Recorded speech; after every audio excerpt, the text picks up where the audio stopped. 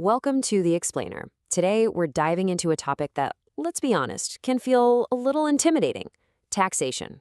We're going to break down Chapter 7 of the NISM Series XB syllabus into concepts that actually make sense.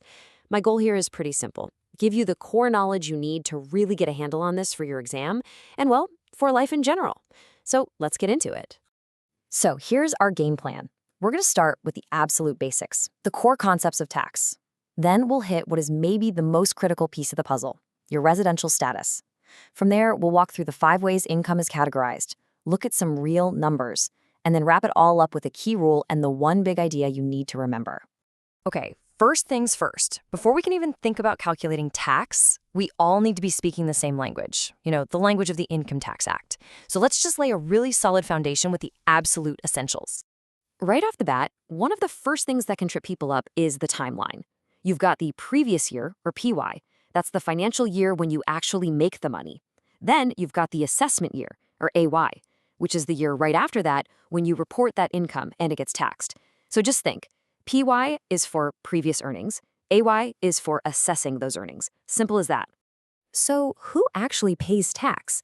The Income Tax Act uses the word person, but it means a whole lot more than just you and me. It covers individuals, sure, but also Hindu undivided families, companies, firms, even things like local authorities.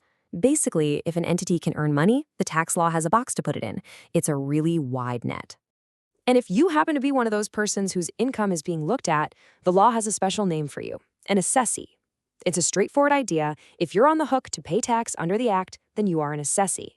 All right, let's move on to our next section, and I've got to say, this might be the single most important concept in this entire chapter. We're talking about your residential status. This one little detail determines the entire scope of what income India can tax you on. It's huge.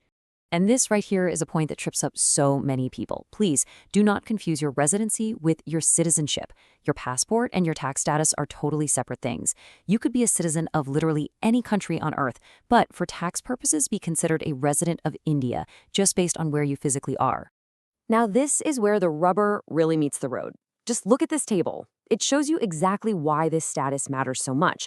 If you're a resident and ordinarily resident, guess what? You're taxed on your worldwide income, money you make anywhere on the planet. But if you're a non-resident, you're mostly just taxed on income that has a connection to India. I mean, that's a night and day difference, and it all hinges on your status. So how do they figure this out?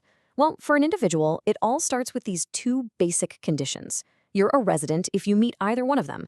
The first one is easy. Were you in India for at least 182 days in the previous year? If the answer is no, then you check the second one. Were you in India for at least 60 days that year and for a total of 365 days or more in the 4 years just before that?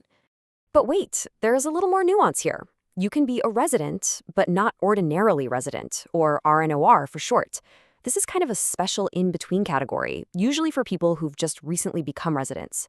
If you've been a non-resident for 9 of the last 10 years, or you were physically here for 729 days or less over the last 7 years, you land in this RNOR bucket. And that means your tax scope is a bit more limited than a full-on resident.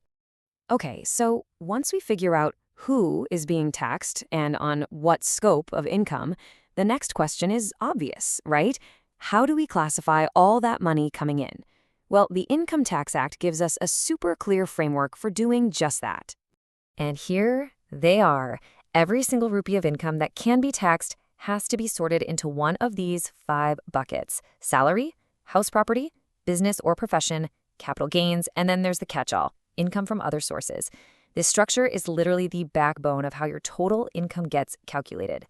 All right, let's start peeling back the layers on these, beginning with the 2 heads of income that apply to the vast majority of taxpayers: income from salary and income from house property. Now, when we talk about salary, the big conversation right now is old versus new tax regime. I know this slide looks a little busy, but the trade-off is actually pretty simple. The new regime offers a higher standard deduction, which is great, but it takes away a lot of the other deductions you see in that old tax regime column, like your contributions to your Provident Fund. It's a classic trade-off. Do you want simplicity or do you want more ways to deduct? You've got to run the numbers to see what's best for you. Okay, let's make this real and just follow the math for Mr. A. We start with his salary and we get to a gross salary. Now, watch what happens under the old regime. We get to subtract the standard deduction, his EPF, his NPS, and we land at a taxable income of 1.2 crore. But then we switch over to the new regime, and poof, most of those deductions are gone. Even with that slightly bigger standard deduction, his taxable income is a little lower at about 1.18 crore. This is exactly how you see the impact of these two regimes play out in the real world. Next up, our second head, income from house property. The really crucial things to remember here are that the income has to come from a building or land attached to it, and you have to be the legal owner. So if you just rent a place and then sublet it to someone else, that rental income doesn't belong here. It would actually go under income from other sources. And here's how it gets calculated.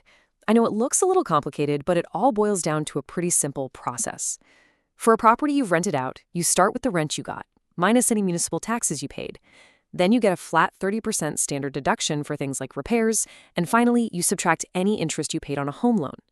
And for a property you live in yourself, it's even easier. The starting value is zero, so really your main deduction is just that home loan interest. All right, we've covered the big two. Now let's move on to the final three heads of income. These are the ones that cover the world of entrepreneurs, investors, and all that miscellaneous income. You know, at its core, calculating business income is just plain logical. You take the money that came in, your revenue, and you subtract the expenses that were directly related to earning that revenue. The tricky part isn't the formula. It's all the rules about which expenses are actually allowable. The whole point here is to tax the net profit, not the total amount of money that passed through the business. Capital gains, that's what happens when you sell a big asset, like property or stocks. The basic math is simple. What did you sell it for, minus what it cost you to get it and improve it. But you might wonder, why does the law care if it's short-term or long-term? Well, the idea is to tax quick, speculative profits at a higher rate than the returns you get from patient, long-term investing. So we've made our way through all 5 heads of income. To wrap things up, we're going to look at one last special rule that can actually move income from one person's tax return to another, and then we're going to distill all of this down to the single most important lesson of the day.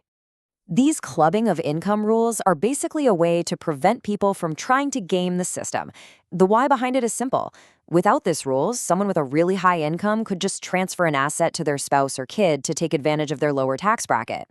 Clubbing just makes sure the tax bill stays with the person who is the true source of that income. It keeps things fair. We have covered a ton of ground today. We started with the basic definitions, went through all 5 heads of income, and even talked about clubbing. But if you walk away from this and remember only one core idea, just one thing, what should it be? It has to be this: residential status. It is the master key to everything in Indian taxation. It is the very first question you have to answer because it decides whether your taxable world is limited to just India or if it covers the entire globe. It is the foundation that everything else we talked about is built on. If you get that, you've really understood the heart of the matter.